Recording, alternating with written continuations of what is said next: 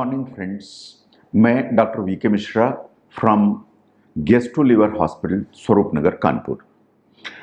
आज हम बात करेंगे खाने की थैली या ड्यूडेनम या पेट में अल्सर की बीमारी के बारे में या स्टमक के अल्सर के बारे में।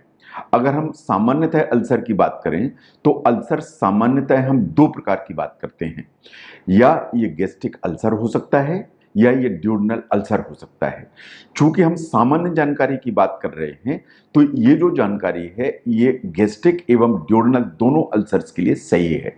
आगे चलकर हम ड्यूडेनल अल्सर और गैस्ट्रिक अल्सर के बारे में अलग अलग डिटेल में बात करेंगे। नाउ सबसे पहले हम समझने की कोशिश करते हैं कि ड्यूडेनल अल्सर या गैस्ट्रिक अल्सर क्या है, या जो अल्सर है वो क्यों बनता है। अल्सर एक्चुअली हमारी जो खाने की थैली है उसमें एसिड तो लगातार बनता है। जो एसिड का काम है वो है खाने को पचाना। अगर आप ध्यान से देखें कि छोटा बच्चा जो पैदा होता है वो भी अगर दूध पीता है और 5 मिनट के बाद भी अगर वॉमिटिंग करता है तो दूध फटा हुआ निकलता है। इसका मतलब है कि प्रकृति ने उस बच्चे के पेट में भी एसिड बनाया हुआ है। लेकिन प्रकृति ने यह भी इंतजाम किया हुआ है कि हमारी खाने की जो थैली है, हमारी खाने की थैली की जो सतह होती है या लेयर होती है, उस पर एक म्यूकस की हल्की सी लेयर बनी होती है, जिसके कारण खाने की थैली में एसिड तो बनता है लेकिन ये एसिड खाने की थैली की सतह को डैमेज नहीं कर पाता है। अगर ऐसी कोई स्थिति उत्पन्न हो जाए कि एसिड ज्यादा बनने लगे या म्यूकस डैमेज हो जाए तो एसिड डायरेक्टली हमारी खाने की सतह को डैमेज करने लगता है और अल्सर की जैसी बीमारी बना देता है। तो अल्सर बेसिकली खाने की थैली या उसके आगे का हिस्सा है जो ड्यूडेनम कहलाता है, इसमें घाव के लिए कहते हैं। तो जो भी पेट में घाव होगा उसे हम अल्सर की श्रेणी में मानते हैं।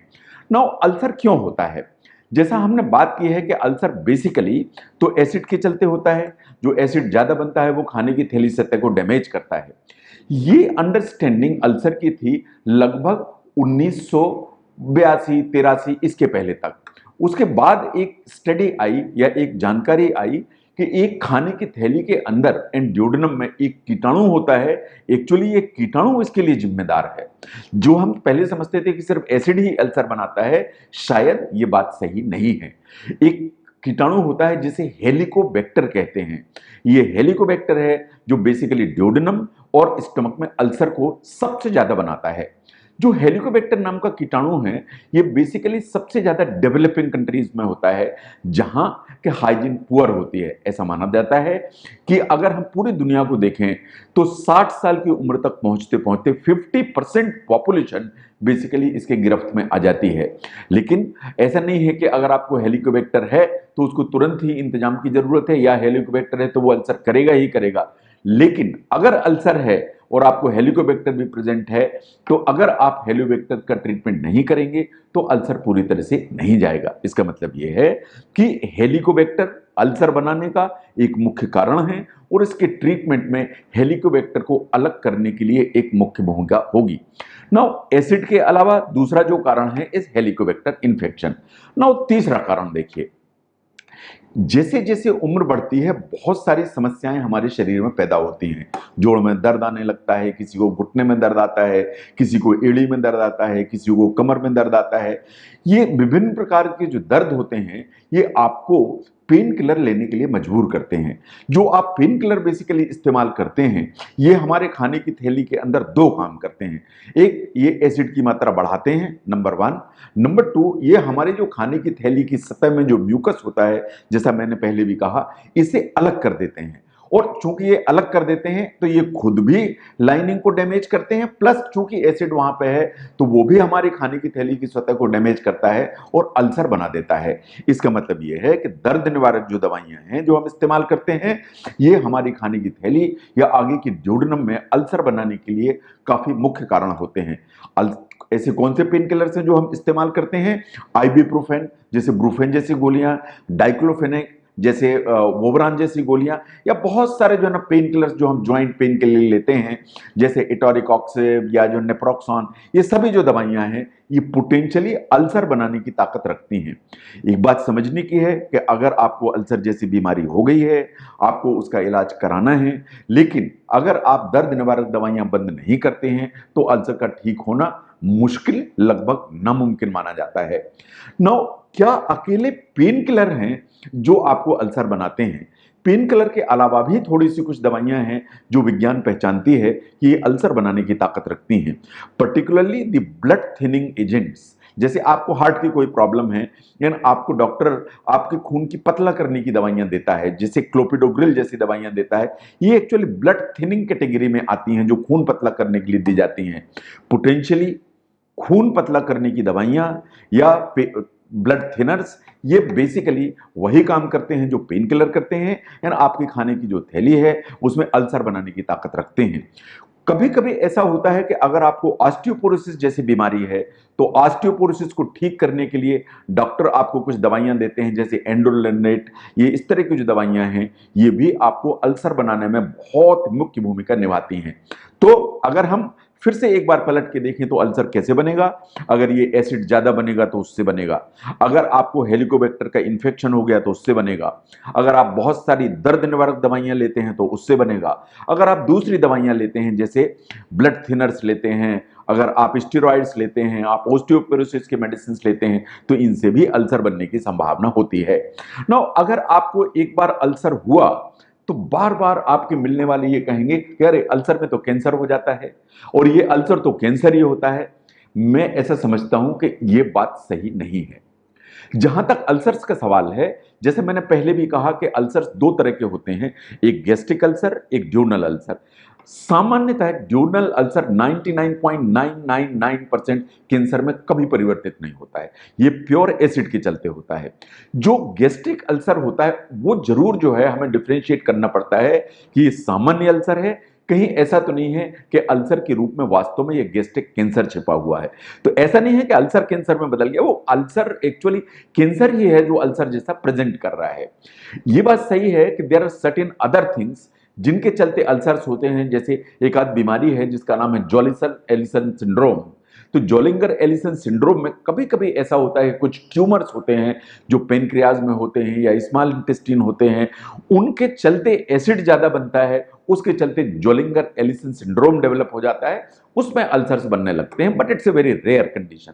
तो अगर हम सामान्यतः देखें कि जब हम अल्सर की बात करते हैं तो हम कैंसर की बात नहीं करते हैं, जब हम ड्यूनल अल्सर की बात करते हैं तो हम कैंसर की बात नहीं करते हैं, जब गैस्ट्रिक अल्सर की बात करते हैं तो उसमें जरूर एक डाउट रहता है कि कहीं कैंसर तो नहीं। तो इसलिए जब भी गैस्ट्रिक अल्सर हमें जांचों में मिलता है, मान लीजिए कि मैंने एंडोस्कोपी की और आपकी खाने की थैली में एक अल्सर है, गैस्ट्रिक अल्सर है, तो सबसे पहला जो काम हम करेंगे कि उसके आसपास के एरिया की बायोप्सी जरूर करेंगे, उसके मार्जिन से बायोप्सी जरूर करेंगे। एक डिक्टम है मेडिकल साइंस में कि if there is a gastric ulcer, it is proved, it is considered to be malignant unless proved otherwise. तो इसलिए जब भी गैस्ट्रिक अल्सर होगा तो उसमें मेलिग्नेंसी को अलग करने की या प्रूव करने की हम हमेशा कोशिश करेंगे। नाउ, अगर आपको अल्सर जैसी बीमारी है, वास्तव में आपको क्या सिम्टम्स होंगे? देखिए, नंबर वन जो सिम्टम है एसिड के चलते आएगा, वो आएगा पेट में जलन होगी। जलन आपको होगी नाभि से ऊपर के हिस्से में, that is number one. Number two, आपको दर्द होगा। अगर आपको ड्यूनल अल्सर है तो दर्द अक्सर आपको खाली पेट पर होगा। ये जो खाली पेट पे दर्द है, उस समय अगर आप कुछ खा लेंगे, जैसे आप 2 बिस्किट खा लेंगे, पानी पी लेंगे या कोई भी चीज थोड़ी सी खा लेंगे, तो दर्द आपका दब जाएगा। लेकिन अगर आपको गैस्ट्रिक अल्सर है तो आप कुछ खाएंगे तो आपका जो दर्द है वो और तेज हो जाएगा। ये दर्द कभी कभी जो ड्यूनल अल्सर्स के होते हैं वो रात में आपको 2 बजे जगाते हैं, क्योंकि रात में 2 बजे तक, जैसे आपने से फॉर एग्जाम्पल आपने खाना खाया है रात में 9 बजे, आप खाना खा के सो जाते हैं, तो 2 बजे रात के आसपास आपका खाना खाने की थैली से आगे चला जाता है, खाने की थैली खाली हो जाती है, तो ड्यूोडेनम में जो अल्सर है वो एकदम सतह पर चूंकि पड़ा हुआ होता है तो एसिड उसे हिट करने लगता है, और चूंकि एसिड हिट करने लगता है तो आपको दर्द आ जाता है। कभी अगर आपको ड्यूनल अल्सर जैसी बीमारी है तो आप वो इसको जान पाएंगे कि आपको 2 बजे रात में दर्द होता है, आप उठते हैं और आप 2 बिस्किट खाते हैं, पानी पीते हैं, आप देखते हैं कि आपका दर्द चला जाता है और आप आराम की नींद सो सकते हैं। इसका मतलब यह है कि खाली पेट पर आने वाला दर्द जो खाने से ठीक हो जाता है, चाहे वो दिन के समय हो चाहे वो रात के समय हो, उसे हमेशा ड्यूडनल अल्सर की नज़र से देखा जाना चाहिए। खाने की थैली का दर्द जिसमें जलन भी है और जो खाने से बढ़ जाता है, उसे गैस्ट्रिक अल्सर की नज़र से देखा जाना चाहिए। अकेला दर्द या जलन नहीं, कुछ और भी लक्षण हैं जो आपको अल्सर जैसी बीमारी में आ सकते हैं। आपके पेट में भारीपन हो सकता है, आपके पेट में तनाव हो सकता है, आपको हल्का फुल्का जी मिचला सकता है। कभी कभार ऐसा भी होता है कि आपको उल्टी या वॉमिटिंग जैसी हो सकती है। चूंकि अल्सर जैसी बीमारी अंदरूनी तौर पर ज्यादा प्रॉब्लम्स करती है, इसलिए आपकी भूख जो है ना कम हो जाएगी। अगर आपकी भूख कम हो जाएगी तो समय के साथ आपका वजन कम होने की संभावना है। पर अल्सर जैसी बड़ी बीमारी के बावजूद ये बड़ी आश्चर्य की बात है कि विज्ञान ऐसा मानती है कि 50% लोग ऐसे होते हैं जिन्हें अल्सर होने के बावजूद भी अल्सर के कोई लक्षण नहीं आते। यानी आपके पेट में अल्सर है और आपको कोई प्रॉब्लम नहीं है, एंड आपका किसी दूसरे कारण के लिए मैंने एंडोस्कोपी करी एंड उसमें अल्सर पकड़ में आ गया। तो अल्सर 50% पेशेंट्स में यूजुअली साइलेंट होता है। ना अगर आपको अल्सर है तो हम उसे कैसे पहचानेंगे, हम उसे इन्वेस्टिगेट कैसे करेंगे? पहले जब हम इन्वेस्टिगेट करते थे तो हमारे पास में दो विकल्प होते थे। एक, हम आपका बेरियम का एक्सरे कराते थे। बेरियम के एक्सरे में आप एक सफेद रंग की दवा पीते हैं। वो जो सफेद रंग की दवा है वो आपकी खाने की थैली में जाती है। हम आपके विभिन्न पोजीशंस में एक्सरे लेते हैं और एक्सरे लेके हम आपके अल्सर को पहचानने की कोशिश करते हैं, जैसा कि इस फोटोग्राफ में दिखाया गया है। और एक बार हम उसे पहचानते हैं तो उसके ट्रीटमेंट पे विचार करते हैं। दूसरा, जैसे मैंने कहा कि ये जो अल्सर जैसी बीमारी है वो हेलिकोबैक्टर के इन्फेक्शन के लिए चलते होती है, तो हेलिकोबैक्टर को पहचानने के लिए हम कुछ इन्वेस्टिगेशंस कर सकते हैं। जैसे हम ब्रेथ टेस्ट कर सकते हैं, जो आपकी सांस है या जो ब्रेथ आपकी निकलती है उसमें टेस्ट कर सकते हैं कि आपको बेसिकली हेलिकोबैक्टर का इन्फेक्शन है कि नहीं।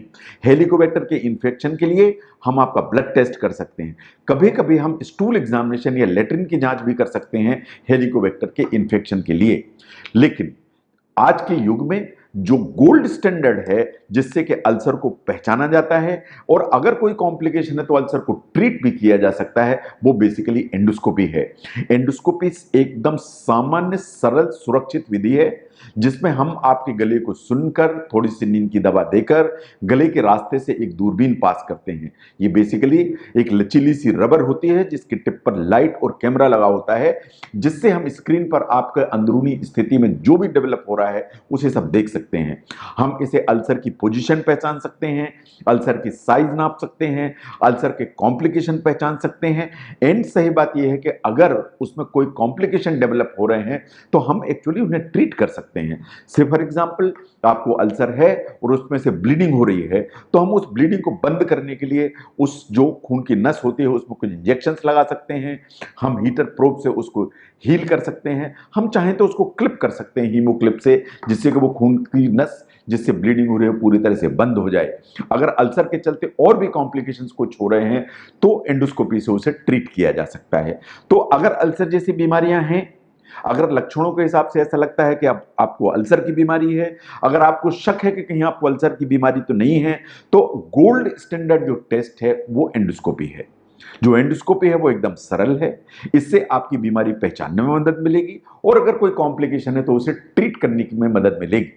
नाउ, जब हम ट्रीट करते हैं तो सबसे पहले हम क्या इस्तेमाल करने की कोशिश करते हैं? अगर आपको हल्का फुल्का अल्सर है या एसिडिटी या उस तरह के लक्षण हैं तो साइंस रिकमेंड करती है कि एंटासिड्स, जो कि एसिड को न्यूट्रलाइज करते हैं, दे आर द इजीएस्ट बेट। अगर हमारे देश में देखें तो ये ओटीसी मेडिसिन जैसे अवेलेबल हैं। आप मेडिकल स्टोर के काउंटर पे चले जाएं, आप मांग करें कि मुझे डाइजीन चाहिए, जेलुसिल चाहिए, म्यूकिन जेल चाहिए, तमाम नामों से एंटासिड्स आते हैं। एंटासिड पेट में पहुंचते ही आपके एसिड को तुरंत ही न्यूट्रलाइज करता है। जैसे ही न्यूट्रलाइज करता है आपके पेट के अंदर की जलन का सेंसेशन विद इन मिनट्स खत्म हो जाता है।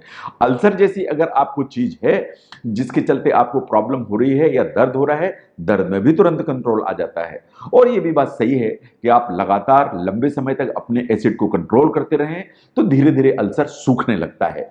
हम कुछ और भी दूसरे एलिमेंट्स का या केमिकल्स का इस्तेमाल करते हैं एज ट्रीटमेंट, जिनसे कि अल्सर को सूखने में मदद मिलती है। They are known as coating agents. जो कोटिंग एजेंट्स हैं जैसे सुक्रलफेट है, ये बेसिकली अल्सर के ऊपर सतह पर चिपक जाता है या लग जाता है, ये एक लेयर बना देता है। चूंकि ये लेयर बना देता है तो एसिड फिर आपका अल्सर को हिट नहीं कर सकता, तो धीरे धीरे अल्सर हील होने लगता है। लेकिन जहां तक अल्सर को ट्रीट करने का सवाल है, जहां तक अल्सर को हील करने का सवाल है, जहां तक अल्सर को ठीक करने का सवाल है, सबसे ज्यादा जो मेडिसिन इस्तेमाल होती हैं, जो सबसे ज्यादा प्रभावी हैं, जो सबसे ज्यादा इफेक्टिव हैं, वो बेसिकली पीपीआई कहलाती हैं। They are known as proton pump inhibitors. ये विभिन्न नामों से आती हैं। ये होती हैं ओमेप्रोजाल, एस ओमेप्रोजाल, रेबेप्रोजाल, पेंटाप्रोजाल, ये इस तरह की दवाइयां हैं, तमाम नामों से मिलती हैं। एंड ये दवाइयां हैं जो अल्सर को हील करने में सबसे ज्यादा प्रभावी मानी जाती हैं।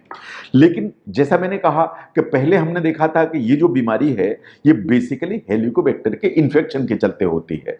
अगर ये हेलिकोबैक्टर के इन्फेक्शन के चलते होती है तो हेलिकोबैक्टर तो एक बैक्टीरिया है। किसी भी एसिड सप्रेशन से या एसिड को कंट्रोल करने से बैक्टीरिया तो नहीं मरेगा।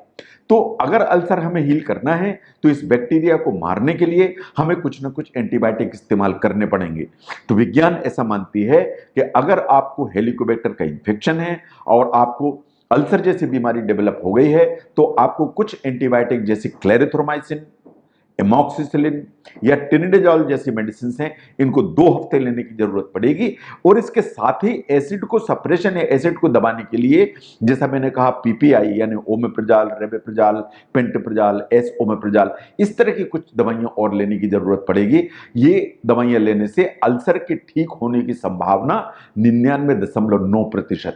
ये आश्चर्य है कि अल्सर जैसी बड़ी बीमारी में ये जो दवाइयां हैं इतनी ज्यादा असरकारक हैं कि इनसे हीलिंग रेट 99.9% है। तो अल्सर है तो ईमानदारी से इलाज कराइए, ईमानदारी से दवाइयां लीजिए और मैं ऐसा मानता हूं कि ये पूरी तरह से ठीक हो जाएगा। लेकिन कुछ कॉम्प्लिकेशंस ऐसे हैं जिन पे आपको ध्यान देने की जरूरत है, सतर्क रहने की जरूरत है, क्योंकि ये कॉम्प्लिकेशन कुछ ऐसे हैं जो आपको हॉस्पिटल ले जा सकते हैं। जैसे अल्सर का सबसे बड़ा जो कॉम्प्लिकेशन है जो आपको अस्पताल पहुंचाता है वो है खून की उल्टी। अल्सर के अंदर खून की नस फट जाती है। अगर वो खून की नस फट जाती है तो आपको खून की उल्टी होने लगती है। ये बहुत भयावह कॉम्प्लिकेशन है, ये बहुत सीरियस कॉम्प्लिकेशन है। अगर इस तरह की कोई प्रॉब्लम है तो आपको तुरंत हॉस्पिटल पहुंचने की जरूरत है। अगर आपको अल्सर जैसी बीमारी है और अचानक बहुत तेज दर्द उठ गया जो कंट्रोल ही नहीं हो रहा, इस चीज का संकेत देता है कि अल्सर शायद फट गया या परफोरेशन हो गया। अगर अल्सर में परफोरेशन हो गया तो आपको तुरंत ही हॉस्पिटल जाने की जरूरत है। कभी ऐसा होता है कि अल्सर जैसी बीमारी है और वो सूखती है तो खाने की थैली के आगे के हिस्से को सिकोड़ देती है। अगर ये सिकोड़ देती है तो रास्ता नैरो हो जाता है। अगर रास्ता नैरो हो जाएगा तो आप जो कुछ खाएंगे वो आंत में प्रॉपरली नहीं जाएगा, आपको उल्टियां होने लगेंगी, पेट में गोला बनने लगेगा, डिस्टेंशन होने लगेगा, आपका वजन कम होने लगेगा। तो अल्सर जैसी बीमारी के साथ में अगर लगातार आपको बड़ी बड़ी उल्टियां हो रही हैं, इसका मतलब यह है कि रास्ता नैरो हुआ है और आपको गैस्ट्रिक आउटलेट ऑब्स्ट्रक्शन डेवलप हो गया है। इसका मतलब यह है कि ये 3 मेजर कॉम्प्लिकेशन है अल्सर की बीमारी के, एक ब्लीडिंग, दूसरी परफोरेशन एंड तीसरी गैस्ट्रिक आउटलेट ऑब्स्ट्रक्शन या नैरोइंग, जिसके चलते आपको अस्पताल पहुंचने की जरूरत पड़ती है। जब अल्सर जैसी बीमारी हो तो थोड़ा सा आपको खाने पर भी ध्यान देने की जरूरत पड़ती है। जैसे जो वेजिटेरियन डाइट है और नॉन स्पाइसी फूड है ये अल्सर को हील करने में मदद करता है। जैसा सामान्यतः हम मानते हैं कि अल्सर या एसिडिटी जो बीमारियां हैं ये 3 चीजों से जुड़ी हुई हैं। ये जो 3 चीजें हैं that is Hari, worry and करी। हरी का मतलब है जल्दबाजी। अगर आपकी पर्सनालिटी टाइप ए है, आप छोटी छोटी चीजों पर बहुत जो है विचलित हो जाते हैं, भाग दौड़ की जिंदगी जीते हैं, दौड़ भाग में जीते हैं, ये जो इस तरह की जो जिंदगी है वो एसिड ज्यादा बनाने के लिए जिम्मेदार होती है, इन अल्सर जैसी बीमारी के लिए रिस्पॉन्सिबल है। अगर आपको छोटी छोटी चीजों पर अनावश्यक टेंशन, गुस्सा, क्रोध, चिंता करने की आदत है, ये आपके एसिड को बढ़ाती है। ज्यादा एसिड बनेगा तो अल्सर जैसी बीमारियां बनेंगी। अगर आपको इस तरह की आदत है कि आप बहुत स्पाइसी फूड खाते हैं, आप बहुत ऑयली फूड खाते हैं, आप बहुत जंक फूड खाते हैं, मिर्च या इस तरह की चीजें ज्यादा इस्तेमाल करते हैं, तो ये आपको अल्सर बनाने में सबसे ज्यादा कारक होगा क्योंकि ये एसिड की मात्रा को बढ़ाते हैं। तो इन चीजों को जो है ना अलग करने की जरूरत है। नाउ अल्कोहल इज वन जो साइंस मानती है कि अल्सर बनाने में मदद करती है। टोबैको इन पर्टिकुलर, टोबैको किसी भी फॉर्म में, हमारे देश में टोबैको कई फॉर्म में खाई जाती है। रॉ टोबैको खाई जाती है, पान मसाला खाया जाता है, गुटखा खाया जाता है, हमारे इधर स्मोकिंग है, बीड़ी है, सिगरेट है, इवन जो गुलमंजन करते हैं लोग, वो गुलमंजन भी एक्चुअली टोबैको है। तो टोबैको अगर हम किसी भी फॉर्म में इस्तेमाल करते हैं तो एक्चुअली टोबैको में जो निकोटीन है ये हमारे एसिड को एनहांस करता है, म्यूकस को डैमेज करता है। तो खाना थोड़ा सा वेजिटेरियन सॉफ्ट डाइट लें, थोड़ी सी ब्लेंड डाइट लें, कुछ फूड्स ऐसे जो प्रीबायोटिक प्रोबायोटिक की कैटेगरी में आते हैं उन्हें इस्तेमाल करें, और अपनी तरफ से कोशिश करें कि हॉट स्पाइसी फूड ना हो, ज़्यादा छोटी छोटी चीज़ों पर बहुत टेंशन की आदत ना हो, टोबैको अल्कोहल इस्तेमाल ना करें। मैं समझता हूं कि अगर इन चीज़ों पर आप ध्यान देंगे और दवाइयों को प्रॉपरली इस्तेमाल करेंगे तो आपको अल्सर से बाहर निकलने में कोई समस्या नहीं होनी चाहिए। नौ, कहीं ऐसी स्थिति अगर उत्पन्न हो जाती है कि आपको कोई ऐसी प्रॉब्लम है कि पेन किलर तो चाहिए ही चाहिए, मान लीजिए आपको जोड़ों की प्रॉब्लम है एंड पेन किलर के बिना काम नहीं चलेगा, तो क्या करेंगे? विज्ञान ऐसा मानते हैं कि ऐसा कोई पेन किलर नहीं है जो अल्सर की बीमारी के हिसाब से सेफ हो, लेकिन कुछ दो एक चीजें ऐसी हैं जो इस्तेमाल की जा सकती हैं, जैसे पैरासिटामॉल। पैरासिटामॉल बेसिकली बहुत सारे नामों से आती, Calpol, Dolo, Crocin. Paracetamol is the one जो लीस्ट एसिड बनाती है, इन अल्सर को बहुत ज्यादा डेवलप नहीं करती है। ऐसे ही एसिटामिनोफेन नाम की एक दवा है, वो भी अल्सर बनाने की कम कोशिश करती है, बट मोटे तौर पे ये है कि कोई भी पेन किलर ऐसा नहीं है जो 100% सेफ हो। तो अगर आपको पेन किलर की जरूरत पड़ती है तो दो काम करें। नंबर वन, कोशिश करें कि इनका यूज मिनिमाइज हो या आप ना लें, और अगर आपको लेने की जरूरत पड़ती है अपने डॉक्टर से कंसल्ट करें, ताकि अगर इन्हें जरूरत पड़ती है, ली जाता है, तो इसके साथ में एसिड सप्रेशन की कोई मेडिसिन जोड़ी जाए ताकि एसिड सप्रेस रहे, ज्यादा ना बने, या एंटासिड इस्तेमाल किए जाएं ताकि एसिड जो बने उसे न्यूट्रलाइज किया जाए। नाउ आपको ये चीज समझने की जरूरत है कि एसिड बेसिकली अल्सर बनाता है और अल्सर घाव है। अगर आपके कहीं हाथ में भी, कहीं इस सतह में भी घाव हो जाता है, उसे सूखने में 7 से 8 दिन लगते हैं, जबकि आप इसको पूरा सूखा रखते हैं तब 1 हफ्ता ले जाता है सूखने में। अंदर जो घाव है वो तो पूरा पानी में डूबा हुआ है, वहां तो सूखा रखने का कोई इंतजाम नहीं है।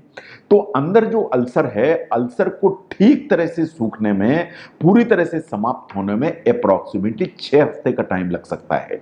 विज्ञान ऐसा मानती है कि it may take 6 weeks time for ulcer to heal completely. तो अगर आपको अल्सर है तो 6 हफ्ते तक इंतजार करने की जरूरत है, दवाइयों को ईमानदारी से लेने की जरूरत है। लेकिन अगर आपको अल्सर के चलते प्रॉब्लम है, दर्द हो रहा है, आपको जलन पड़ रही है, तो आप जैसे ये दवाइयां इस्तेमाल करते हैं, विद इन 2-3 डेज आपके सिम्टम्स में बहुत एडिक्वेट रिलीफ आ जाता है। तो इसलिए जो रिलीफ है वो तो आपको जरूर 2-3 दिन में आएगा, लेकिन दवाइयों का कोर्स जरूर पूरा कंप्लीट करें ताकि अल्सर पूरी तरह से हील हो जाए, ताकि वो कोई कॉम्प्लिकेशन ना करने पाए।